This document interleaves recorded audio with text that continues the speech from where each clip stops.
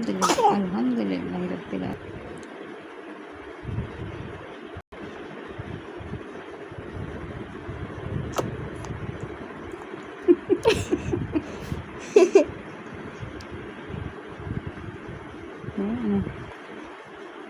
আত খাওয়া বলে ভালো। হ্যাঁ, কি হয়? আত খেলে বলে এখন ঠান্ডা থাকে, হাতে মধু থাকে, ওর হাতে মধু।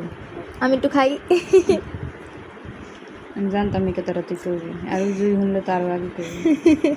ওই দেখা গেছে ভাগ পেলে খাইবো।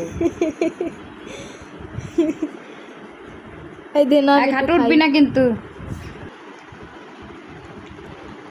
আল্লাহ খাই কেমনি? ওই দেখ ওই দেখ।